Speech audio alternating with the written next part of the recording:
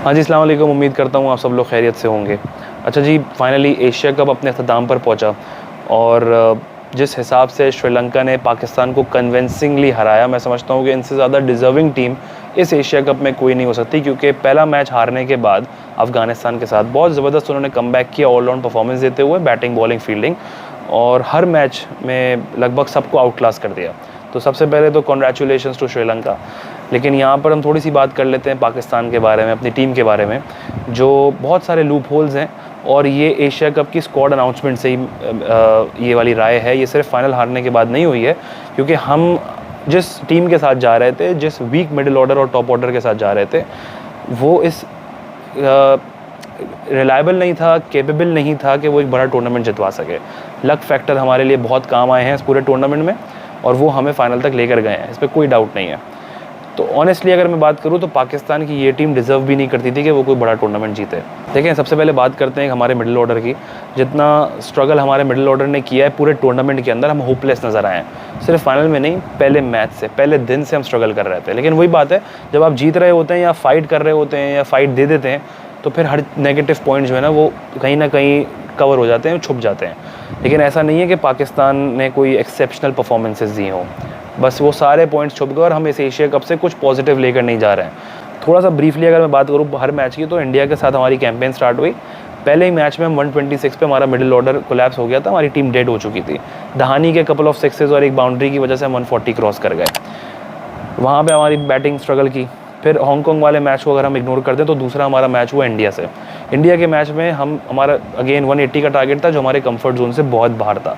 लेकिन वहाँ पे Rizwan out of the syllabus आए, उन्होंने जिस हिसाब से परफॉर्म किया, 20 बॉलों पे 40 रन बनाए, तेज़ पार्टनरशिप की रिजवान के साथ। रिजवान भी वहाँ पर एक सिमिलर परफॉर्मेंस दे रहे थे आज के मैच की तरह, लेकिन वहाँ पर एक कैमियो था नवाज़ का, जिसने पूरा गेम चेंज कर दिया था। तो आपको बेसिकली नवाज़ ने उस गेम में बचा लिया। अफ़गानिस्तान के साथ मैच हुआ, होपलेस। आप 130 नहीं चेस कर सकते थे। मान लेते हैं कि शारजा की कंडीशंस डेड हैं, स्लो हैं, बॉल रुक कर आता है, फंस जाता है मैच, लो स्कोरिंग गेम होता है। लेकिन वहाँ पर भी आपके बैट्समैन बिल्कुल फेल थे। नसीम शाह ने आपको मैच निकाल के दे दिया, और थोड़ा सा शादाब का एक कैमियो था। तो अगेन आपको शादाब ने और नसीम ने वहाँ पे बचा लिया, वरना वो मैच भी हमारे हाथ से गया था। श्रीलंका के सामने हम बिल्कुल ही कुछ नज़र नहीं आएगा, हम कोई बैटिंग भी करना जानते हैं। उनके स्पिनर्स हमसे नहीं खेले गए, फास्ट बॉलर्स हमसे नहीं खेले गए, 121 पे हम फेल हो गए। फिर फाइनली जब आखिर में फ़ाइनल खेलने लगे, तो फाइनल में हमारे पास सब कुछ फेवर में हो रहा था। टॉस जीत गए, पहली बॉलिंग कर रहे हैं, 10 ओवर में हमने 60 रन पे 5 आउट कर दिए। लेकिन अपने एशिया कप के बेस्ट बॉलर को आपने इस्तेमाल नहीं किया। नवाज़ कहीं नज़र नहीं आए। इफ्तिखार से जल्दी जल्दी 4 ओवर करवा लिए और नवाज़ को 1 ओवर दिया। वो बंदा जो हर मैच में विकेट्स निकाल के दे रहा है, मुश्किल वक्त में बॉलिंग करा रहा है, आपने उसको ट्राई तक नहीं किया और 160 रन से 170 तक पहुँच गए। ये एक बड़ा प्रॉब्लम है। तो वहाँ से हम मैच हारना शुरू हुए। प्लस बैटिंग करने आए तो कोई हमारे पास प्लान नहीं था, कोई लायामल नहीं था। रन अ बॉल पार्टनरशिप हो रही थी। सिमिलर सिचुएशन थी इंडिया पाकिस्तान वाले मैच की तरह, लेकिन वहाँ पे हमारे पास नवाज़ ने हमें बचा लिया था। यहाँ पर इफ्तिखार और रिजवान की रन अ बॉल पार्टनरशिप ने हमें मैच में फंसा दिया। 90 बॉलों पर 80 रन की पार्टनरशिप को आप 170 के चेज़ पर नहीं डिफेंड कर सकते। आप ये नहीं कह सकते कि ये एक अच्छी पार्टनरशिप थी।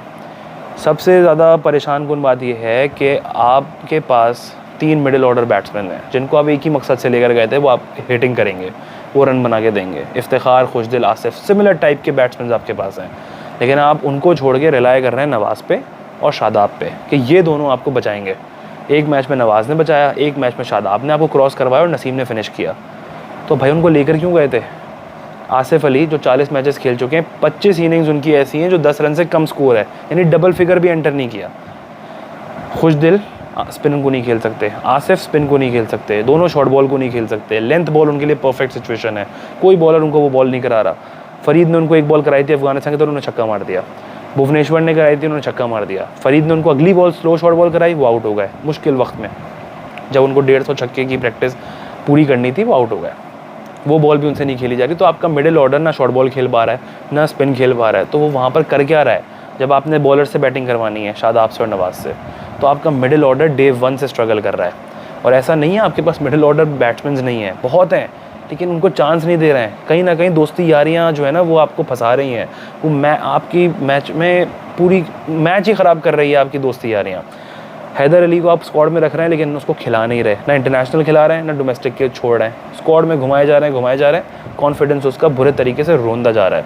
हैदर अली कामरान गुलाम, सऊद शकील, दानिश अजीज़, ये वो सारे मिडिल ऑर्डर बैट्समैन हैं जिनको आप अपनी टीम में लॉन्ग टर्म के लिए रख सकते हैं। लेकिन लॉन्ग टर्म प्लान्स ही नहीं है। जिस मिडिल ऑर्डर को ये लेकर जा रहे हैं वो एक शॉर्ट टर्म प्लान है। वो एक आध मैच में चल रहे हैं, एक आध मैच में नहीं चल रहे हैं। जब वो नहीं चल रहे हैं आप शादाब और नवाज़ को ऊपर बुला रहे हैं। तो ये शॉर्ट टर्म प्लान्स आपको एक दो मैचेस तो निकाल के दे देंगे, लेकिन कभी भी टूर्नामेंट नहीं जितवाएंगे, फाइनल नहीं जितवाएंगे। बड़ा मैच आप हमेशा फेल हो जाएंगे इस चक्कर में। तो अगेन मिडिल ऑर्डर आपका वीक है, टॉप ऑर्डर आपका फेल हो रहा है। टॉप ऑर्डर की अप्रोच ही T20 वाली नहीं है। उनका प्लान ये है कि हम 40-45 बनाएंगे 6 ओवर में बकौल रिजवान के, और नीचे जाकर हमें पकड़ लेंगे सब लोग, हमारे नीचे के प्लेयर्स। तो ऐसा मुमकिन नहीं है। हमारी आवाम सिर्फ इस चीज़ को लेकर खुश है कि नंबर 1 और नंबर 2 हमारे पाकिस्तान से हैं रैंकिंग्स में। देखिए मॉडर्न डे क्रिकेट में रैंकिंग्स इतनी मैटर नहीं करती जितनी एक इम्पैक्टफुल इनिंग्स करती है। फिर चाहे वो 15 बॉलों पे 40 हो, 30 हो, 35 हो, लीडिंग रन स्कोरर इतना इम्पैक्ट नहीं क्रिएट करता। लेकिन हमारा जो टॉप ऑर्डर है वो 40-45 रन बना रहा है। अगर नंबर 1 नंबर 2 इतना इंपॉर्टेंट है तो Jason Roy, Jos Buttler, David Warner, David Conway, ये सारे यूजलेस ओपनर्स हैं। ये तो फिर बिगाड़ हैं अगर ये नंबर 1 नंबर 2 नहीं है, लेकिन ये इम्पैक्टफुल इनिंग्स खेल के देते हैं। पर हमारा वहाँ पे कोई नहीं है। 50 बॉलों पे 50 रन बनाना, 170 चेस करते हुए ये कहना कि मैं इनिंग्स को एंकर कर रहा हूँ, एक ओवर रेटेड चीज़ है इनिंग्स को एंकर करना, कि मैं इनिंग्स कैरी कर दूंगा, नीचे आकर फिनिश कर देंगे। नीचे फिनिशिंग के लिए भी कोई नहीं है। अनफॉर्चुनेटली बाबर आजम ने भी एक ऐसा माहौल क्रिएट कर दिया टीम में कि अगर एक स्टेटमेंट हम सुनते हैं, देखो बाबर नहीं चला तो पूरी टीम कोलैप्स हो गई, तो बाबर क्या करे भाई? नीचे टिकने वाले प्लेयर्स होंगे तो वो कोलैप्स नहीं होंगे। जब आप उनको लेकर ही गए कि भाई तुम उड़ाओ, खुशदिल, इफ्तिखार और आसिफ, ये तीनों लास्ट 5 ओवर्स के लिए गए हुए हैं कि आखिरी 5 ओवर में उड़ाने के लिए, नीचे फिर कोलैप्स ही होगी बैटिंग आपकी कि बाबर फेल हो गया, नीचे टिकने वाला कोई है ही नहीं। टिकने वाले प्लेयर्स हमें चाहिए हैदर अली की शक्ल में, कामरान गुलाम की शक्ल में, जिनके पास हिटिंग एबिलिटी भी है। मसला यहाँ पे ये है कि आपने अपने टॉप 3 रखे हुए थे कि वो 14-15 ओवर खेल रहे थे। रिजवान और बाबर 8-9 ओवर खेलते थे, 6-6.5 के रन रेट पे 70-75 रन बना लेते थे। उसके बाद फिर फ़खर जमान आते थे तो 13-14 ओवर आपके टॉप 3 खेलते थे और आखिरी 5 ओवर में आपको चाहिए हिटर्स। तो उसके लिए आपने तीनों वो रख लिए। बैकअप कोई रखा ही नहीं कि अगर कोई कभी हमारी अर्ली विकेट्स गिर जाएँ तो इनिंग्स को संभालेगा कौन, जब सारे एक जैसे हैं। नवाज़ और शादाब संभालेंगे। तो ये वो सारी चीज़ें हैं जिनको समझना बहुत ज़रूरी है, रियलाइज़ करना बहुत ज़रूरी है कि इस टीम के साथ हम वर्ल्ड कप नहीं खेल सकते। ये मान लकी थे कि हम दुबई में खेल रहे थे, हमारी होम कंडीशंस थी कि हम लक फैक्टर में कोई ना कोई हमारा प्लेयर हमें फिनिशिंग लाइन क्रॉस करके दे रहा था। वरना ऑस्ट्रेलिया की कंडीशंस बहुत टफ हैं, बाउंसी ट्रैक्स हैं, हम वैसे ही शॉर्ट बॉल से हमें एलर्जी है हमारे हर बैट्समैन को। वहाँ कौन खेल के देगा, वहाँ कौन परफॉर्म करेगा? जब आप इन क्या ऑस्ट्रेलिया की कंडीशंस पे हम 6 ओवर में 40-45 रन बनाकर 170-180 बना लेंगे, वो भी लंबी बाउंड्रीज़ पे? ये सवाल करने वाली बात है, अपने आप से सोचने वाली बात है। पाकिस्तान ने इस एशिया कप में 5 मैचेस खेले हैं, हांगकॉन्ग के अलावा 5 मैचेस खेले हैं, सिर्फ 1 मरतबा 150 क्रॉस किया है और 3 मरतबा ऑल आउट हुए हैं। और याद रहे ये T20 क्रिकेट है और इस क्रिकेट में आपने 150 एक दफ़ा क्रॉस किया है, हर दफ़ा आप पूरे ऑल आउट हो रहे हैं, कोलैप्स हो रही है आपकी बैटिंग लाइनअप। इस पर अपने आप को हमें रियलाइज़ करना है कि हम वर्ल्ड कप में कैसे जाएंगे। बहुत सारे लोग अभी भी कह रहे हैं रनर्स अप हैं, कोई बात नहीं, एक आध बुरी परफॉर्मेंस हो गई। ये एक आध बुरी परफॉर्मेंस नहीं है, ये पूरा टूर्नामेंट हमारा ख़राब हुआ है। पूरे टूर्नामेंट में हम स्ट्रगल किए हैं, हर मैच के अंदर।